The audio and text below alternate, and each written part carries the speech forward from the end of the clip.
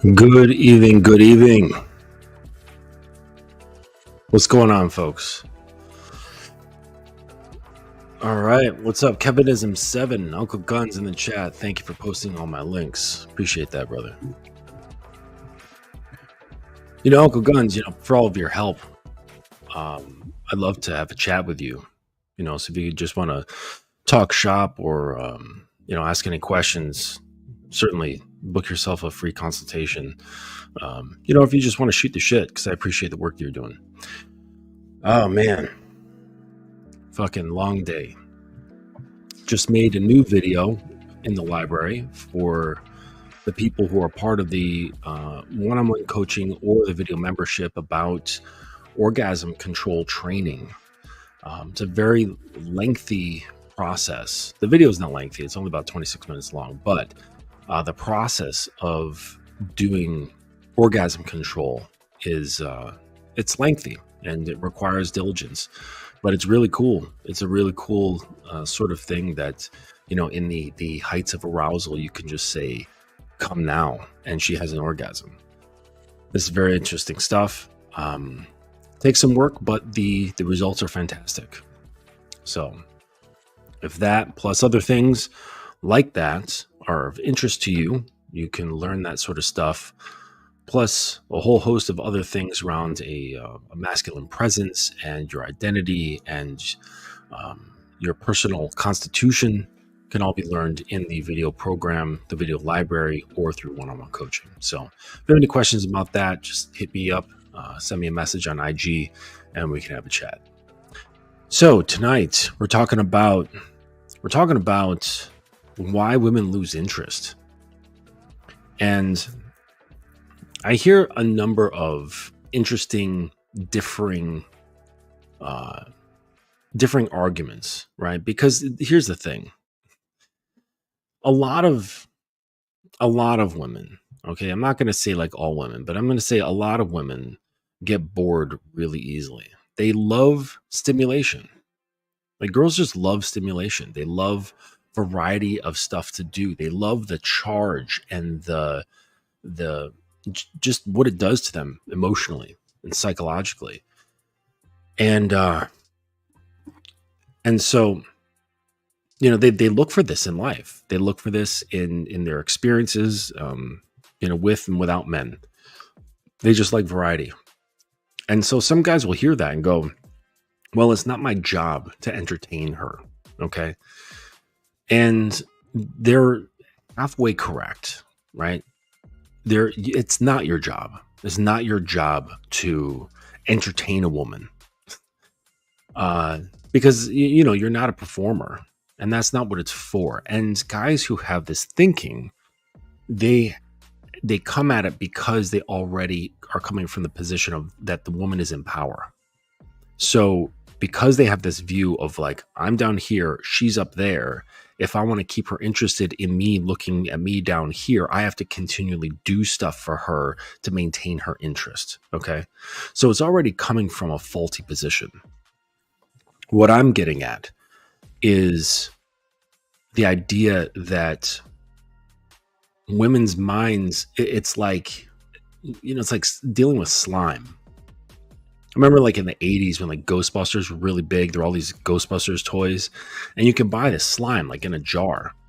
And it was this nasty stuff. It never really got on your skin. It was a weird substance, but it was like hard to hold. Like you put it in your hand, it would just like run through your fingers. It couldn't hold its own form.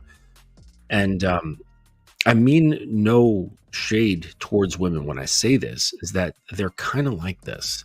I mean, unless they have like a very type A personality or they have a lot of interests of their own and they have like a lot of drive to learn and to be on top of their stuff in this way. And they're very driven by their passions or their hobbies or what have you, which is not a lot of women. It's not most women. All right. That type of woman is going to be probably a little bit too rigid for guys like me or guys who are in my neighborhood of man life. Okay. So that said, if women are not like that, which is the majority, I would say, they can lose interest. They get easily distracted, right? And so if you're not stimulating her mind and her emotions in a certain way that is um, engaging, then yeah, she's going to get bored. And the fact of the matter is that a lot of you guys are just boring in this sense. You're actually, you're not even boring because you actually have the capacity, you have the abilities, you're fully capable. So I'd say it's more along the lines of laziness, right? It's like most guys are capable of getting fit and producing a well honed body that looks good and that's athletic and can move well. But are you guys doing it? No, there's laziness involved. So it's not like you can't, it's more like you won't, or you don't have the will to create what you want. And so I say the word create in the sense that the process involved, right? Because we talk about being process oriented here. The process involved is more about creation. It's not entertainment. It's you just being creative in your world. And she is the benefactor of that. And then in turn, you become the benefactor of what it gets created in her. Okay. And, you know, truth be told, it's largely sexual, right? Because if you keep that sexual sort of energy going with her, through her creativity, through her imagination, and creating tension, creating, catch 22s, catch 22s where you're damned if you do, damned if you don't.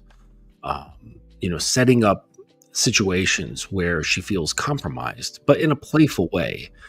It's like all these things, like you have to have like a playful and like slightly demonic sort of attitude, right? Or slightly devious. I wouldn't say demonic, but like playful and slightly devious. Okay. Like a sort of like a prankster, but not so goofy.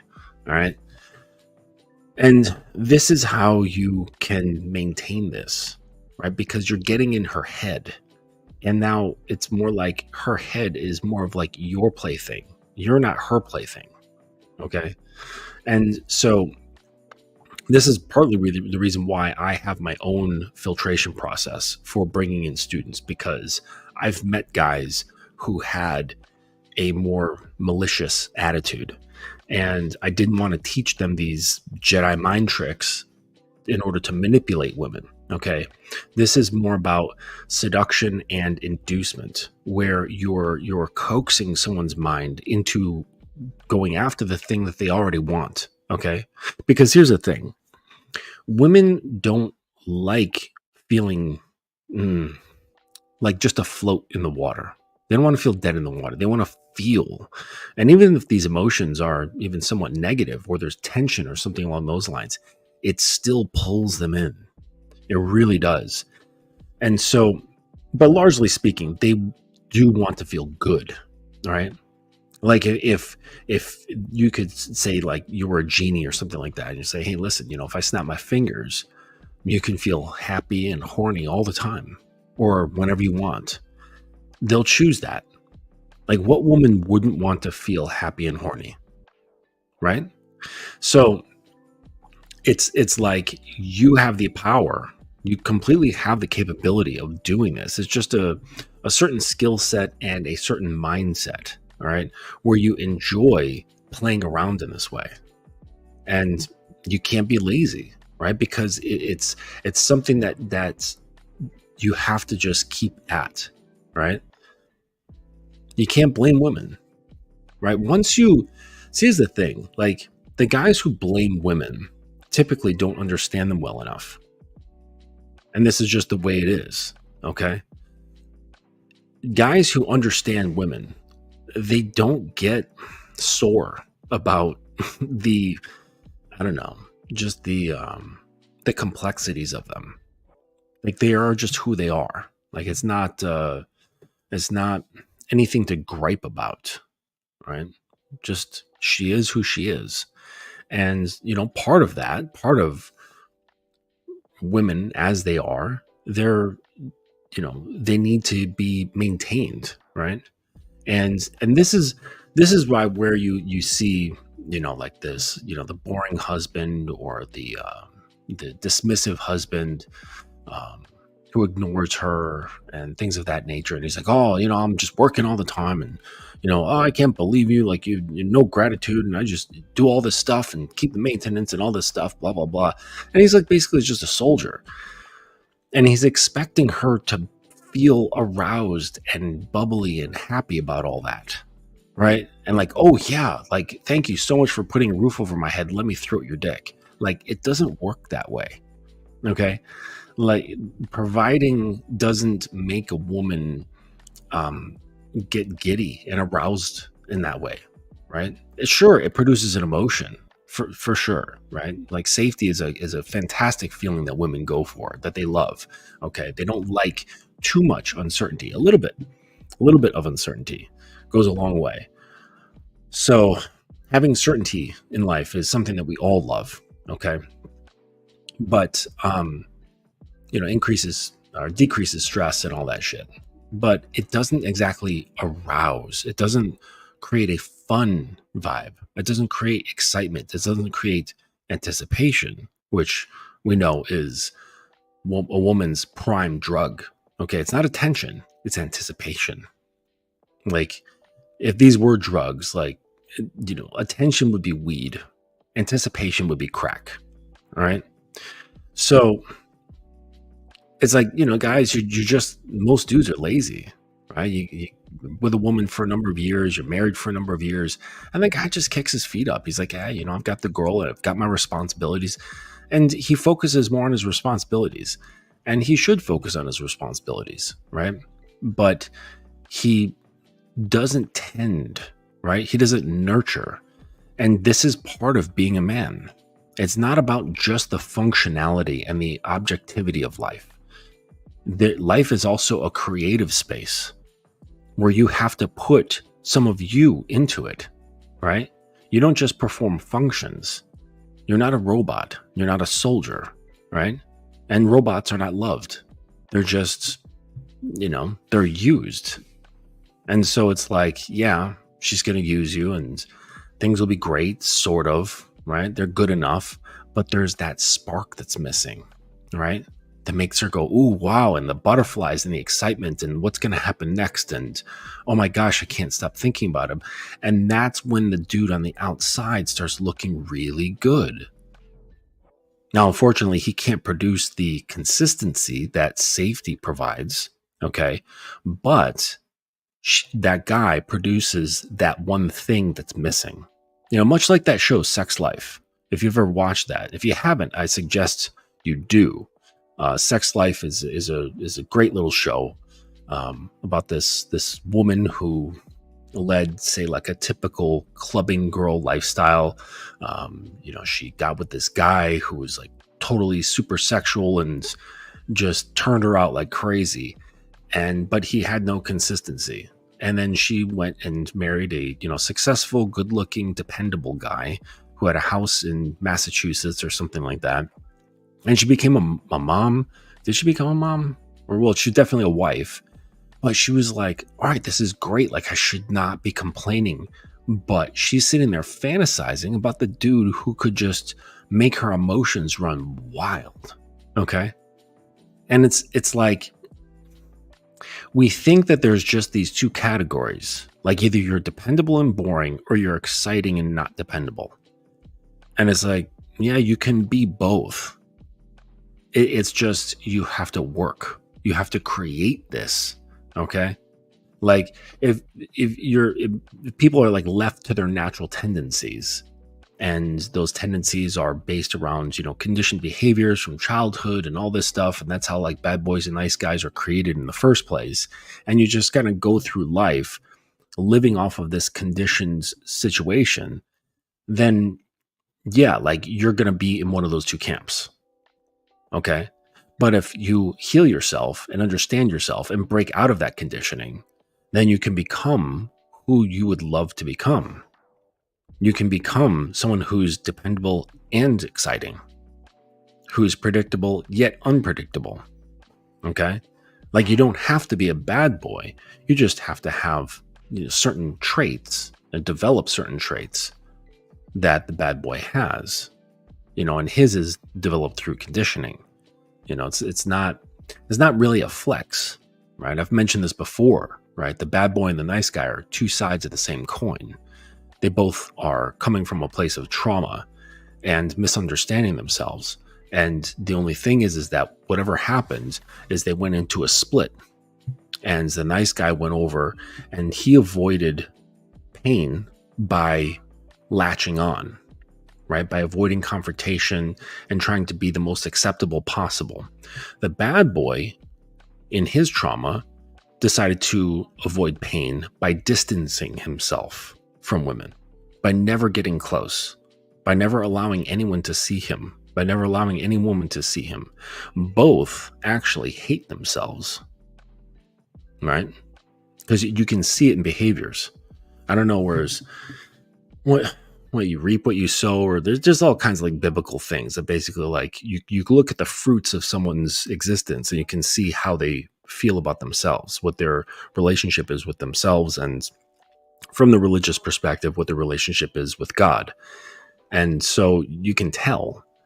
And it's like, well, if you're of the mind of thirst, need, hunger, you're going to look at the bad boy and go, wow, what a swell guy. Look at him with all those women.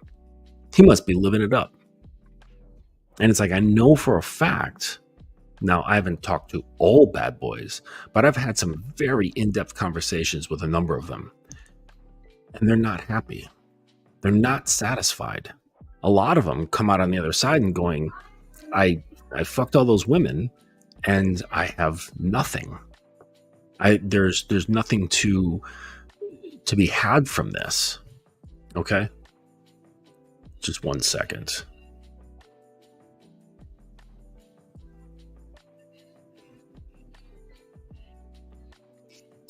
Woman is all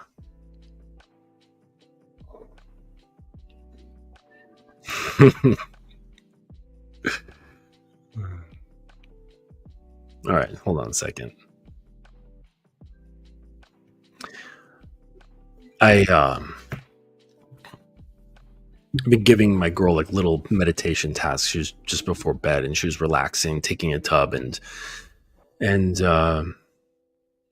were having some like verbal gameplay back and forth and things like that. And I said, what you can do is that after your bath, you can take 2 minutes and meditate about sucking daddy's dick. And she was just telling me she was looking at a candle and meditating and thinking about it. And then she's like off to bed, scampering off in her PJs.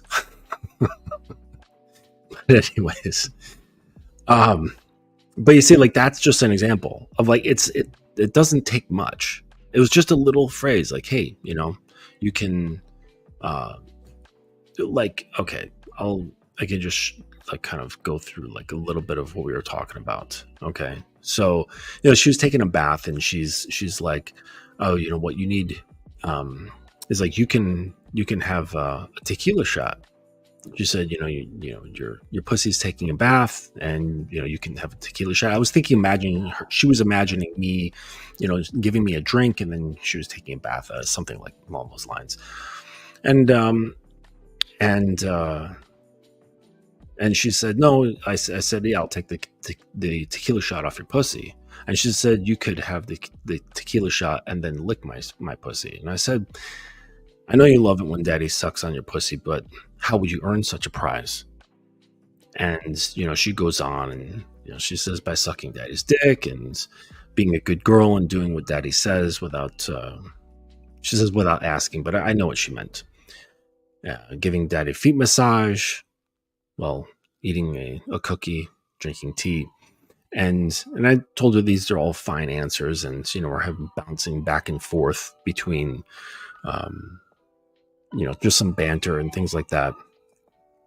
And then she thanks me and she says, thank you, my bath king. And then I told her I'm doing some recording and streaming.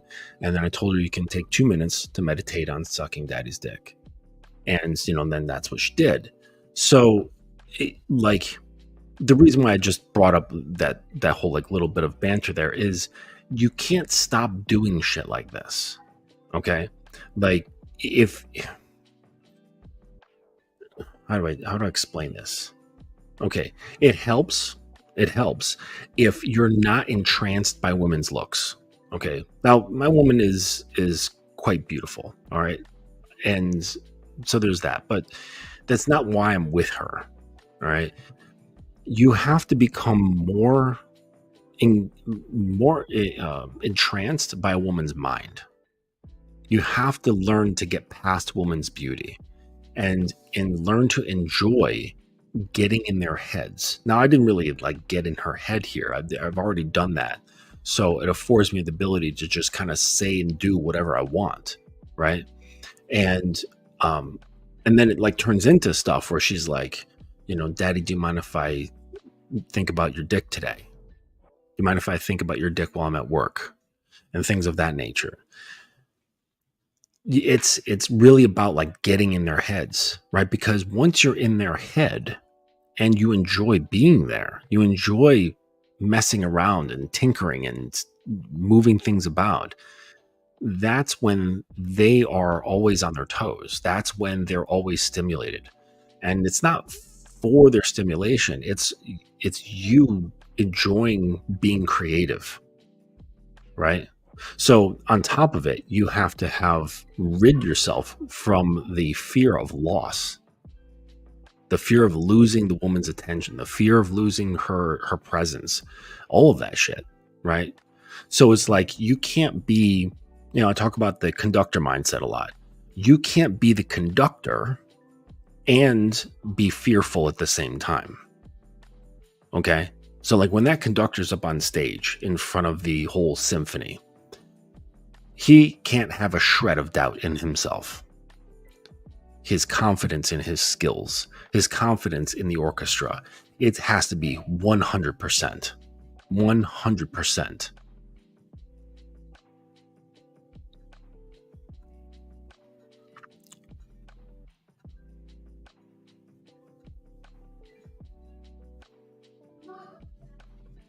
Hold on a second.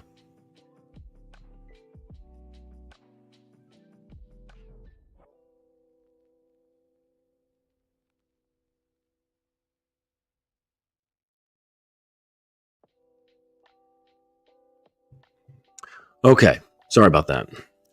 So it's like all these things are like connected. Okay, this is why you've got situations where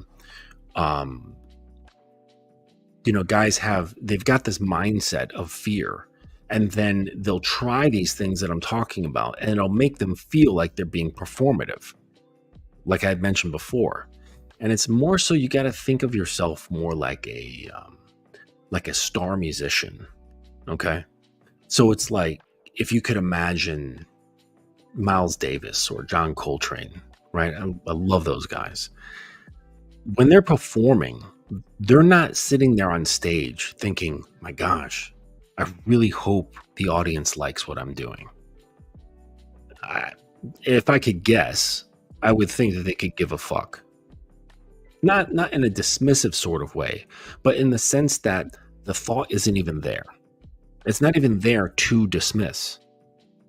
It's just a non-existent thought. Like right now, you're not thinking about your socks. Well, now you are because I'm bringing your attention to it. But 5 minutes ago, you were not thinking about your socks. It's in the same way. It's not like you're saying, fuck my socks. It's just not even in your mind at all. So in the same way, these guys like John Coltrane is just concerned about playing, about expressing himself, going deep within himself and just putting out what's in there without any serious concern over, oh my gosh, is this guy going to like it? Is the producer going to like it? Is the audience going to like it? Whatever. It's not even a thought that's in his head. So this means that if you want to lead in this way, then you really can't have any doubt in yourself. You can't be filled with fear. You can't have anxiety. You can't be self-conscious. You can't be insecure. Insecure and domination are antithetical.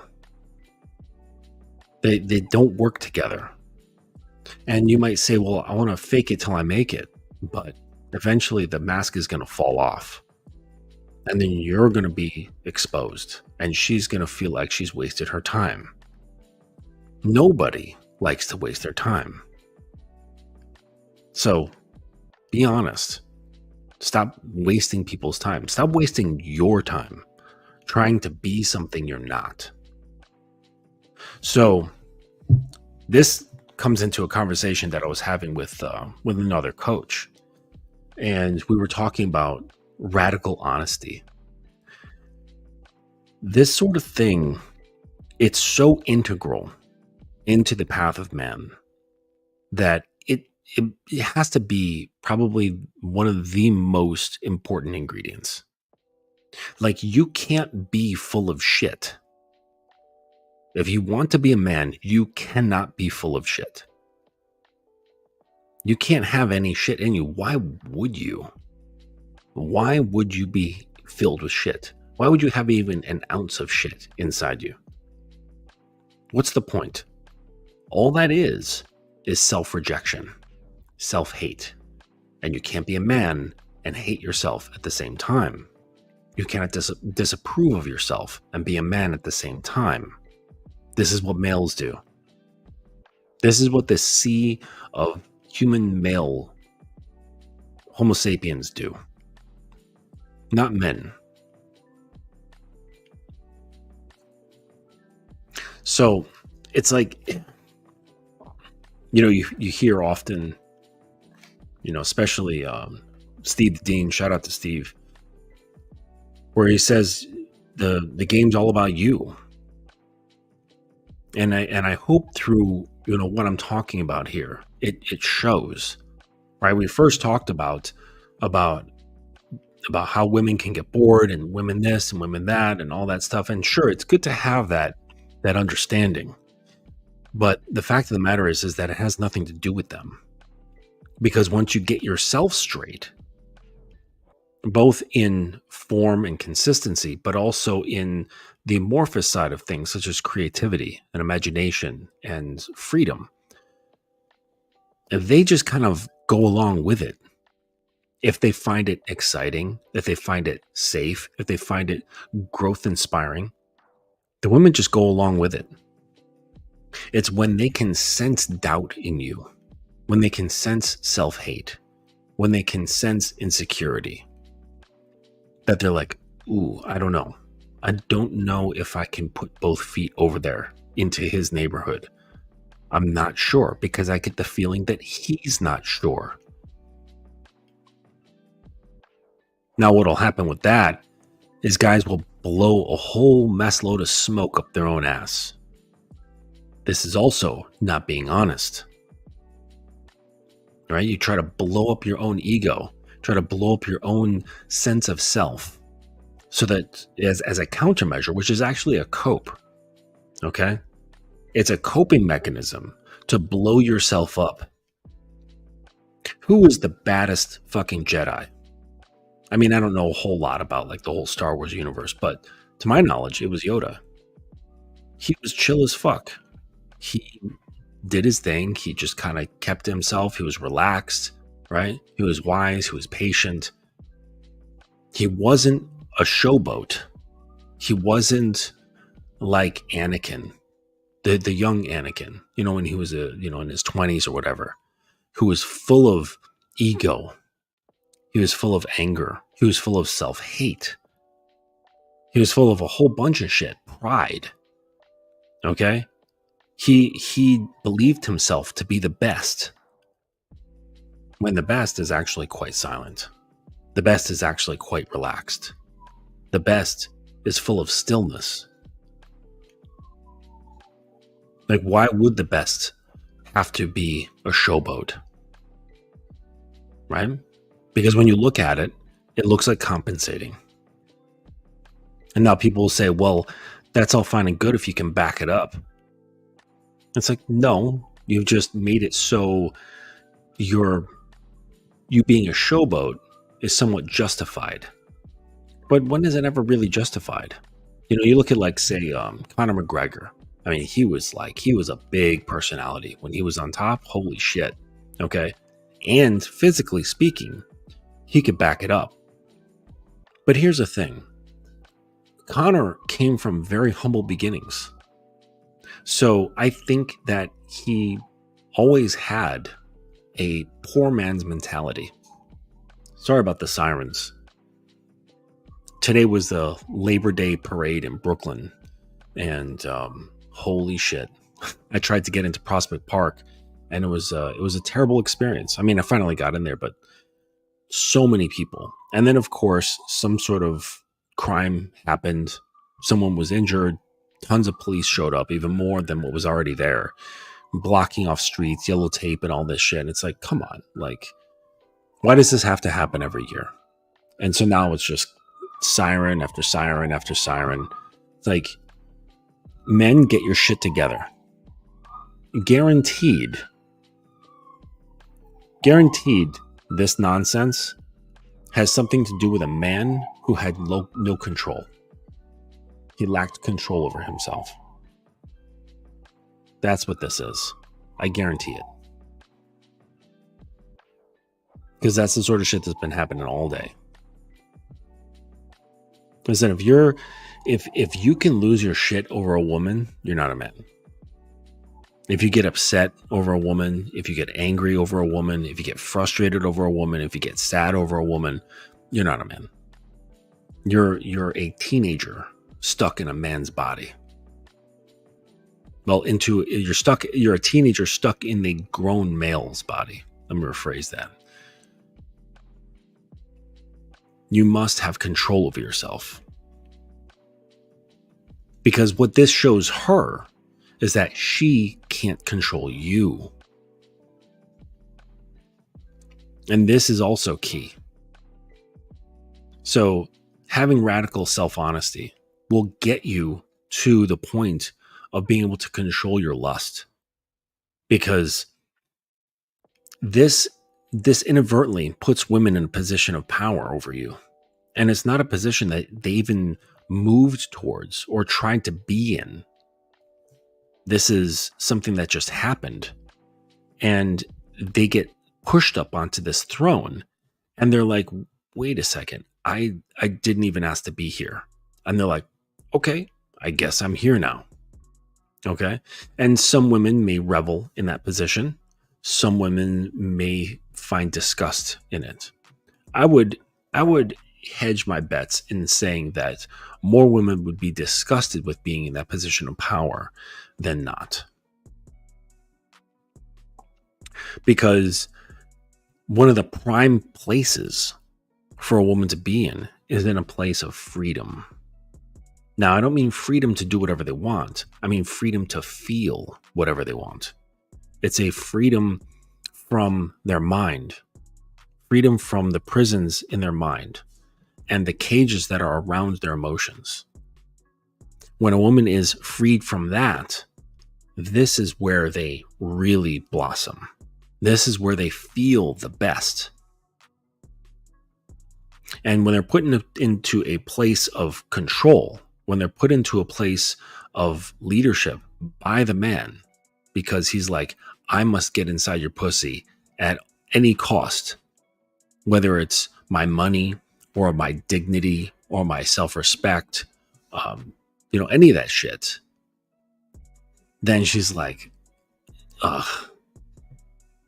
It's a letdown because she cannot be free with him. She can only be free within his comfort, within himself, in ways where he is not manipulated by her in any way. This is why the guy, I was listening to, a number of women talking in a room on Clubhouse, and they were just discussing like how certain guys just really grab them, right? Like grab them by the soul. And they were discussing around the idea of the dismissive man. Like the guy who either is or is very good at pretending at being very nonchalant, where he's not grasping at her. And if she's very attracted to him, and the context was guys that they were very attracted to, that they tried to date, but the guy wouldn't let her in for whatever reason.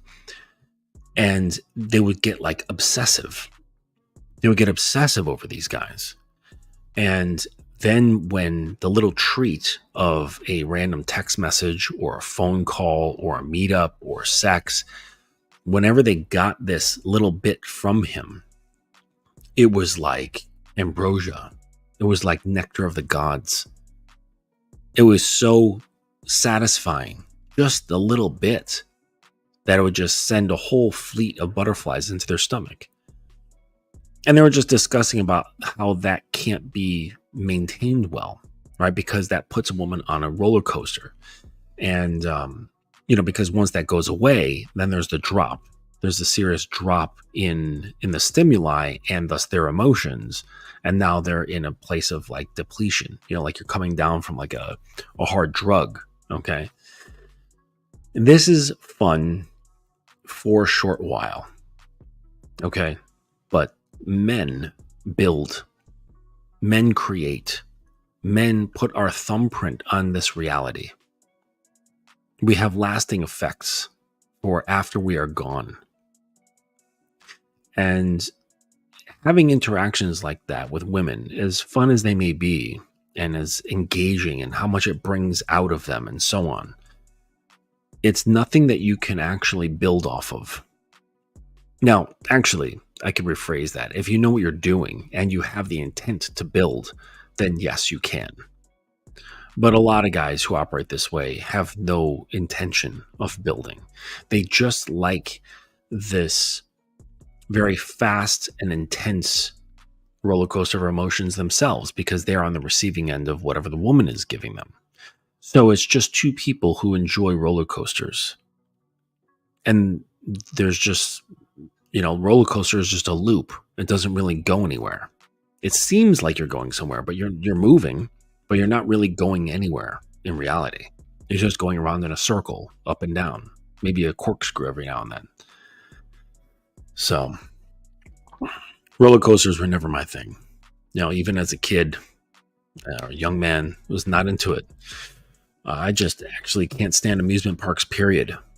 I don't understand the allure of standing in line for God knows how long to get inside some sort of vehicle that I have no control over and then say, look, wow, that's exciting. Like, I'd rather be in full control of what I'm doing, That's where my excitement is.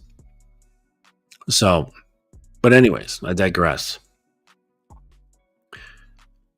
These are the sort of things involved when a woman loses interest. And you think it's easy. Like, guys are going to come to this video and they've had maybe a few interactions with the girl, right? Some text messages back and forth. I was listening to a conversation today. This guy was talking about how he had some messages back and forth, and then she just vanished. And this is the experience of many young guys, right? And no knock on young guys. It's just ignorance, lack of experience, things of that nature. And they're like, I don't get it, right? Like I'm pretty good looking. We had a nice conversation, and they're like, oh man, maybe I got to work on my riz. Yeah. It's not Riz. Riz is bullshit. Okay. It's just being a good talker, being charismatic, right? Stop with these bullshit buzzwords. It means nothing. But that aside, really is that he was not truly engaging her emotions. He was not leading her anywhere. Okay. Because see, it's a two-part process. It's one thing to engage the emotions, but then it's like, okay, what are you going to do with it once it's engaged? Where are you going to lead it? Where do you want it to go? And not only that, why? You see, like this human interaction for the sake of when you have purpose involved is not very simple. Like, you actually have to know shit about yourself. You have to know the reasons why you're doing things. And if it's like, oh, I just want some pussy, it's like, well, pussy's running your life. You're being led around by pussy. That's weak. That's not what a man does. Men are not led by anything except his principles, his codes and his rules, or he's led by his God. That's it. They're not run by women. They're not run by a little wet hole or 3 little wet holes. So, yeah, just thinking about ass right now. But anyways, so he wasn't really understanding why he was losing her engagement. And this is going to happen. When you have very little experience, you're not going to get it. You're going to be like, we had a normal conversation. It was fun. We had some laughs here and there or whatever, and then she just vanished. Okay. And to your perception, you might think that it was fine. Okay. And it's because you don't really have anything to compare it to. You don't get, like, most guys, they don't get to see firsthand, like, say they've got a friend who's like really good with women, and they can like look through his like messaging history with women so they can see how he's engaging with them, such that they're like, oh my gosh, I need to see you. I need to spend time with you. I need to suck your dick. I need to have fun with you. I need some of your time. I need whatever, right? And so they don't get to see the structure and the process involved in that. All right. Not only that, for a man who's truly good with women, not just on a surface level, but they don't get to see what's going on inside him with himself. Okay. Because just because a guy is good with women doesn't necessarily he's got a good relationship with himself. That's sort of a misnomer, and something that a lot of guys grow up thinking. It's like, oh man, the dude who has a lot of women, that must mean that he's a man. And he's not. Many times in these situations, he's just learned a bit of trickery. He's learned a bit of trickery to get what he needs. He basically became a very skilled drug addict, right? So some drug addicts are terrible at getting drugs, and some drug addicts are very good at getting drugs, such to the point where you could never even assume that they're a drug addict because they're so good at being drug addicts. So there's some drug addicts that are very, very good in the realm of women, and they just have learned to keep their supply going. But rest assured, they are completely dependent, because once that goes away, they're now filled with anxiety. They're filled with discomfort. They're filled with the desire to fill in that gap where a woman could be. And this is the exact same thing that the nice guy does. So you see, it's all tied together. It's all tied together. It's like women, they're not a mystery to be solved, right? You are the mystery to be solved. And once you get that, then you can actually start having fun with women. You can actually love them. You can actually enjoy their company. You can actually appreciate all the nuances that go on around women, including the things that are annoying. I would say like half of the things that women do are annoying. Okay. And that can even be worked out. So with conditioning and, with the program of your own. So fucking moths got in from outside. But yeah, you can create all these things. Okay. But you got to get through your own bullshit. Like, you got to understand that women are not going to solve the problem of you. Women are not going to make you feel better about yourself. Well, maybe temporarily. Okay. But that's not going to solve the problem. Because when she goes, you're then stuck with yourself again. You're always going to be there. Always. Now, I was talking to a prospective client today about that very same thing. And it's like, he had the habit of just putting it off and putting it off and putting it off. and then distracting himself and then using coping mechanisms and things of that nature, right? So he would like smoke weed, he'd watch porn, he'd get into, entertainment, video games, movies, all sorts of stuff to distract himself from what he knows he needs to do. And he knows he's running out of time. You're all running out of time. I'm running out of time. So I'm like, what the fuck are you sitting on your hands still for? What are you afraid of? What's holding you back? Because you know the clock is ticking. And the problem, or the solution to this problem, is not found between a woman's legs. It's just a very enjoyable distraction. Like if you had all the women in the world, you'd still have the same problem. If you had no women, you'd still have the same problem. You get that?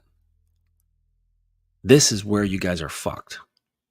Because no matter what you do, you still have to face yourself at the end of the day. And if you don't know what you're doing, it's going to take you a long fucking time. Some guys spend their entire life asleep to themselves. And then they're on their deathbed or on the second quarter, the twilight years of their life going, what the fuck did I do? And they're not talking about their career. They're not talking about their wife. They're not talking about, where they live or where they ended up in life. They're talking about themselves. That's what they're talking about. Because you realize your mortality and you realize how much time you fucking wasted. So, be honest with yourselves. Stop wasting your time. Get to work.